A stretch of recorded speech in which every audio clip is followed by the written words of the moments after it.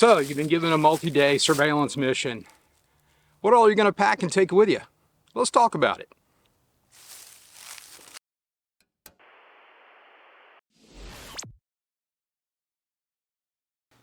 Today we're going to talk about the gear that you would need to take with you to be able to set up a multi-day listening and observation post or surveillance post to be able to gather information in a rural environment. This will require camouflage, construction of a hide site that overlooks the area that you want to gather information on.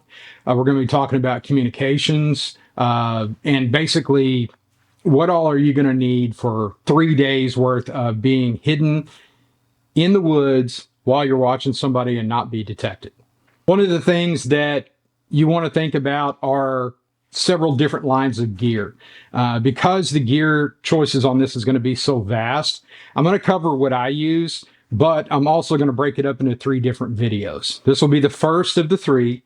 We're going to be talking about what I wear on body, what choices I make in what I'm wearing, my chest rig, and my primary communication setup.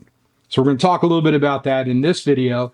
In the next video, we're going to talk about my sustainment pack. In the third video, we're going to talk about my surveillance items, such as optics, radios, scanners, and those kinds of things that I'm going to use in that area in order to gather information on the site that I'm observing. So the first thing we're going to talk about is, what am I going to wear? First thing I'm going to do is I want to take into account, what are the conditions going to be? Is it going to be cold? Is it going to be raining? Is it going to be in a conditions that I'm going to need either heavier layers or I'm not going to wear as much? So currently I'm wearing an ATAX FG top and a multicam pants. The reason that I'm wearing 2 different types of patterns is to help break up the human form. One of the things about all of our camo matching is that it's not always going to blend into the environment that we're in. We want to kind of get a good idea and adapt. The other thing is that camouflage is designed solely to break up the human form, make us less recognizable. So one of the things that I've taken into account here in the South is that we do have a lot of cedar trees and we have a lot of greenery that's up high in this time of year, whereas we have dead leaves, trees, and such down low. So the multicam tends to blend better with the lower objects that I'm walking against, and the ATAX FG blends better with the cedar trees and the greenery that's up higher. This helps break up my form when I'm contrasted against a background. Now, one of the things that I have taken into account is the area I'm going into. My training environment that I'm working on is going to be on a hillside overlooking a roadway. That's going to be my observation post. So the hillside is going to be lots of leaves, lots of dead items down low. We're going to have a lot of greenery about midway to higher up. So that's why I'm going to utilize this mix of camouflage patterns. It just simply, in that environment, is going to help me break up more of my body outline. Simply want to plan out my routes, know what they look like, know what the environment is, and match my camouflage appropriately. Now, one of the things that I'm going to do is I'm going to plan my route into this area, because obviously this is going to be a covert mission to where I'm going in. I don't want to be spotted. I'm going to be setting up listening post and observation post with optics and such so that I can monitor a roadway going into a particular compound. So there's going to be several things that I'm going to want to keep in my pockets on my clothing. One of those is my backup map case. So in this, I have got my backup map, which is a copy of my original map. Now, the difference on this one is this one doesn't have my routing information or anything else on it. I'm simply leaving this one blank and keeping notes in other places in order to keep track of where I need to go. Now, with this, I also have a backup compass, which this is a Sunto baseplate compass with a global needle on it. I've got a couple of reference cards just kind of to help me out if I need be. And then I have got a red LED to where I can read this map at night and not necessarily have to worry about really a lot of light spillage. I also have this little yellow zip tie on here. This is for measuring distance, and we'll get more into this on the part 3 of this series. So in here as well, I've got a pencil, backup zip ties, just so that I can do other measurements if I need to. I also have on this side, I have a pencil sharpener, also great for making tinder if you want to make a fire, although the application here is not going to work all that well. I have a waterproof notepad so that I can keep notes and coordinates on there. I have got map markers, which allows me to mark on this map if I need to, or the other map that I have.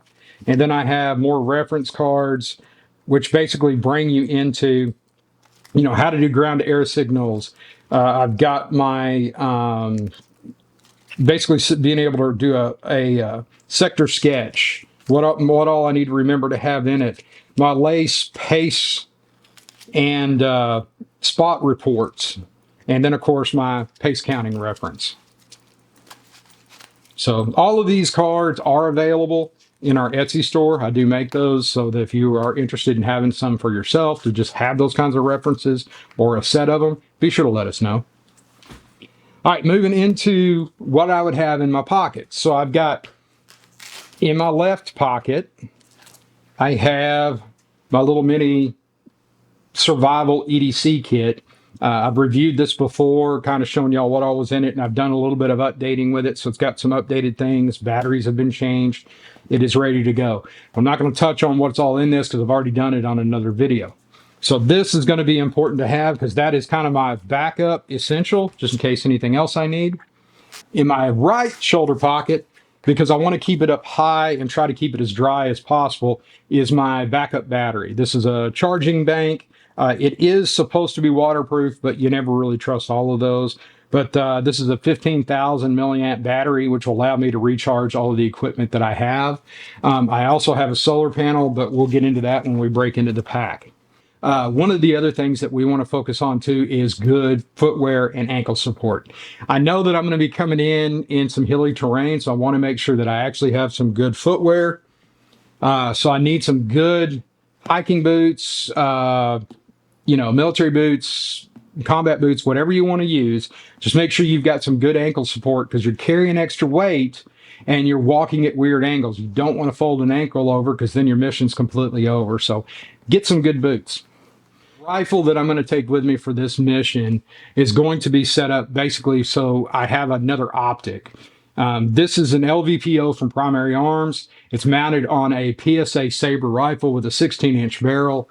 I have got a weapon light on here in case that if all else fails, I need to be able to light up something.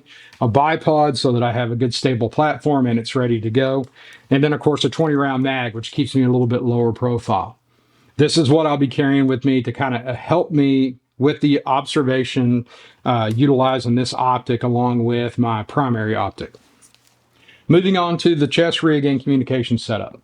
So here I have got an Onward Research Reese rig that I really, really like. It's very comfortable. It's easy to carry and it's really lightweight. Because I'm setting up for something that is not going to be, my intent is not to engage somebody or have to deal with, somebody who's armed coming after me, or groups of people. I'm not going to worry about a ton of ammo. These are set up to carry 8 magazines. I'm only carrying 4 on here and then 1 in my rifle. Also in here, I've got my map. This is my primary map. Again, with my mapping items, I can use this to navigate myself in with my pre-planned routes. Two of the other things that are on this rig is that I have 2 Amazon pouches that I got online for around $30 for both of them. They are Chinese made, I'm pretty sure. I know they're not going to last that long, but for right now, they are definitely fitting the purpose that I want to get out of them. So one of the things that these do that I like, that I'm trying to find something similar, and if any of you guys know, please put me a link in the comments because I'd love to find something that's going to be a little more durable that I can put in these places. So the trick that I'm running into with this is there's only 2 rows of MOLLE to go on this. So finding something that is not too wide, it kind of runs into a problem. So this is kind of stacked up and works really good for what I'm doing right now. We'll start from this side and kind of work our way over.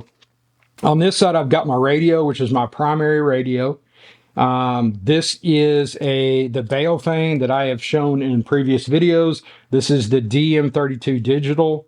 So, and I have this set up to work on a digital repeater that I can dump ahead of time to help me get out, especially with me working in hilly terrain and in a valley, and basically make sure I got good communication.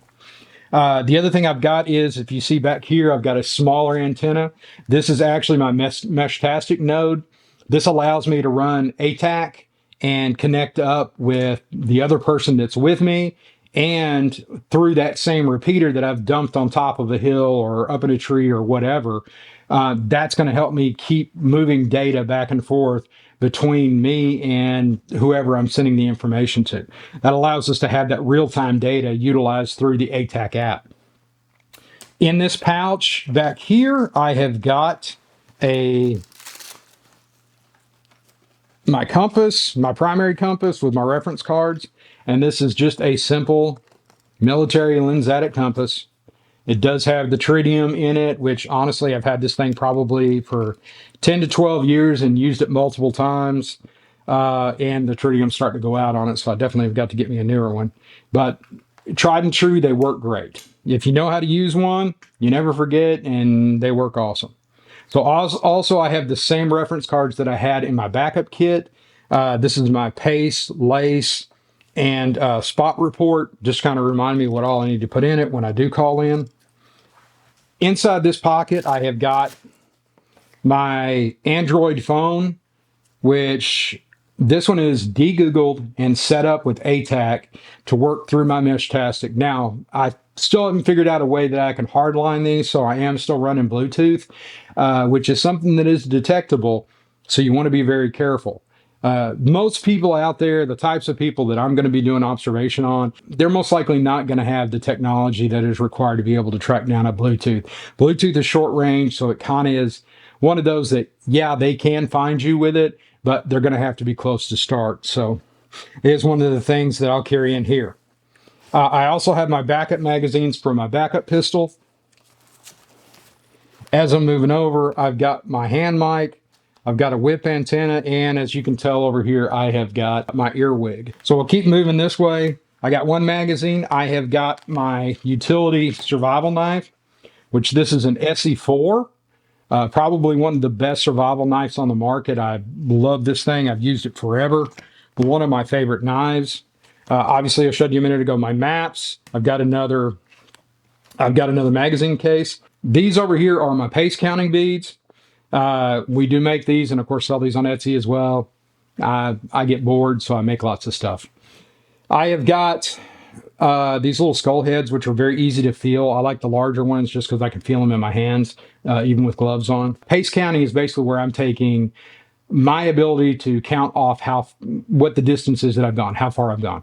So I know that 64 steps on my left foot is 100 meters. So when I've hit 100 meters, I'm going to take my pace count beads, I'm going to pull down one of the bottom ones. When I go another 100 meters, I'm going to pull down another one. So now I know that I've gone 200 meters. As I go through, I will pull down all 9. That puts me at 900 meters. And then when I hit 1,000 meters, I'm going to grab one of these and pull it down. One of these at the top, you can see I have a separate knot. So I'm going to grab one of those ones at the top, pull it down, and then I'm going to reset the bottom and then start all over again. So I can keep going until I've hit 5,000 meters. And that is when it resets the system and I start over again. Moving on over, I've got my backup firearm. In this case, again, I'm working lightweight. My primary firearm is going to be my rifle. So in this case, I'm going to be carrying my Glock 26, much lighter gun. Still provides me the 9mm, takes care of personal protection if needed, but I don't have to carry the extra weight of a full-size firearm. I am going to carry 2 extra mags just in case, but this is something I can grab and go if I need to. I also have my IFAK. So I have an IFAK built into this side, chest seal, wound packing gauze, quick clot. I've got a tourniquet in there. And then on the very back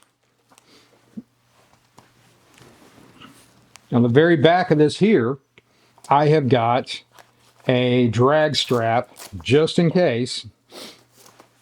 This is a webbing drag strap. Now this is a 1/2 inch, which is a little bit smaller, a little bit more lightweight, does the exact same job as 1 inch webbing, and holds a little under 3,000 pounds is the strength on this. So easy to be able to grab and use if I need to. So my medical element is over here on my right side, and then my communication element is over on my left. Last but not least, we'll talk about my GPS. So this is what I would have on my right wrist. Okay, this is my Garmin Fortrex GPS. It'll guide me in. Now, because I'm not always going to be reading this, or I just want to keep a general direction going, I also have a wrist compass put onto this so that I can easily just look up if I need to as to my general heading, so I make sure that I'm still going the right direction. I'm not in all the things that I've done. I've never been 100% reliant on GPS. I like being able to navigate, kind of the challenge of navigating on my own, utilizing maps, compasses, knowing using your altimeters and that kind of stuff. These are great. Obviously this can guide me in, but I don't want to be staring at it the entire time.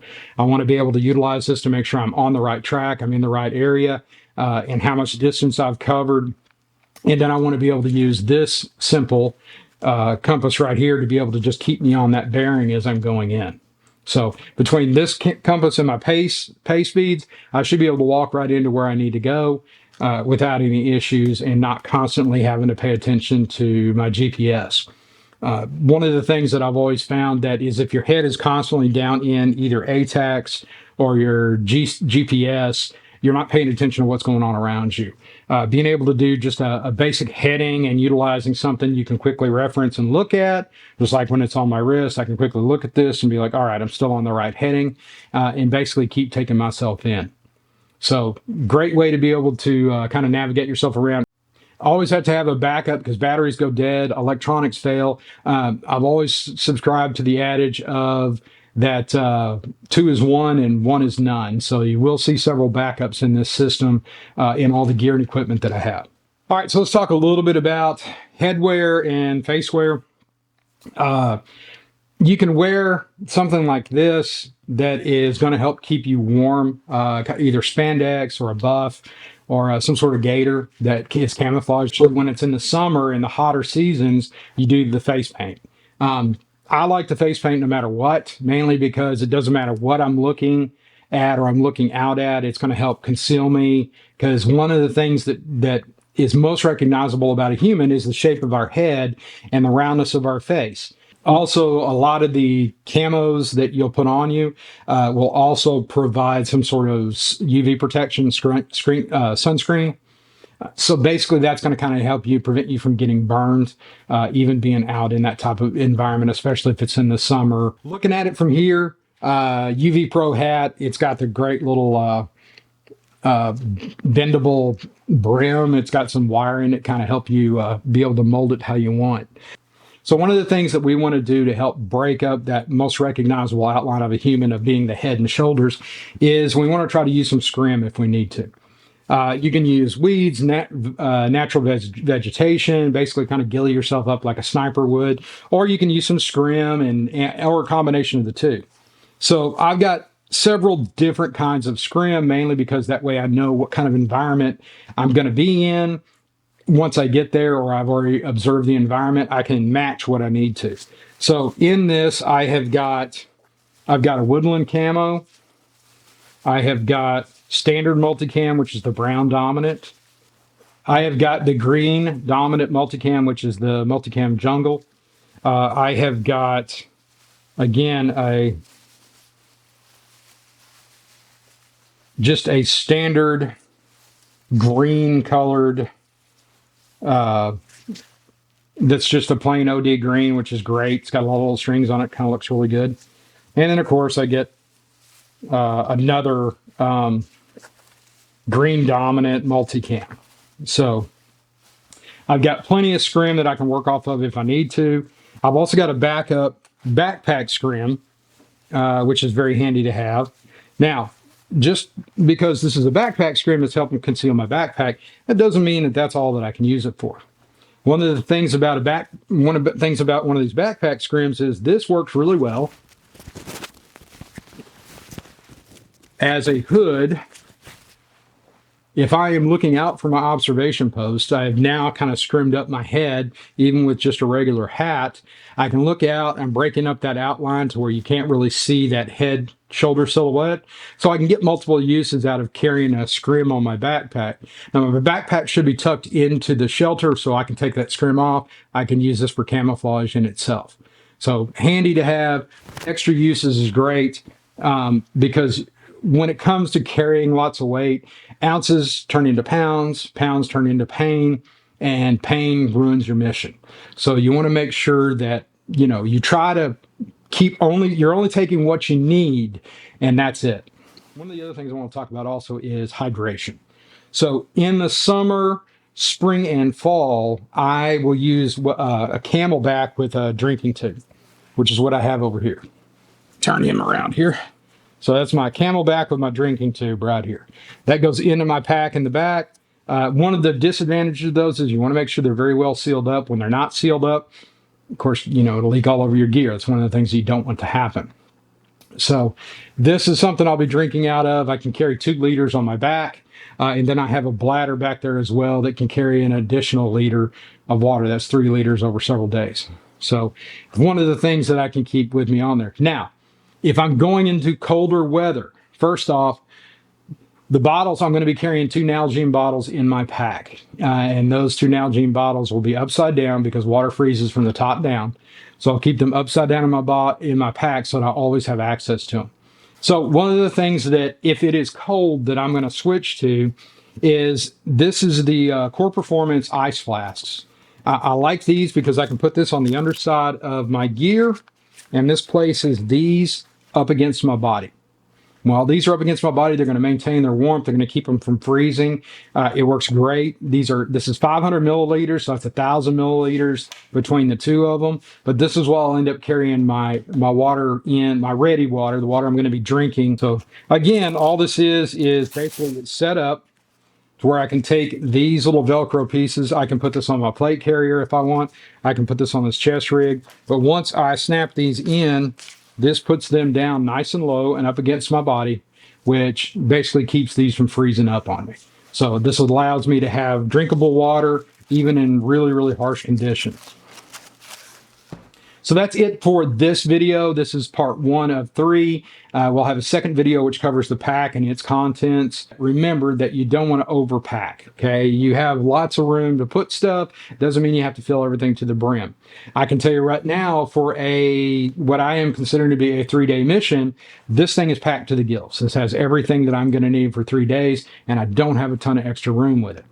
So that kind of gets you started on what we have. We talked a little bit about camouflaging, different techniques, being able to use gear in more than one way, also keeping it light so that you don't wear yourself out and those ounces turn into pounds, which turns into pain. So that covers it for today. Thanks for watching, and we'll see you on the next one. Thanks for watching. If you want to support the channel, like, subscribe, share our content, and let us know what you think in the comments.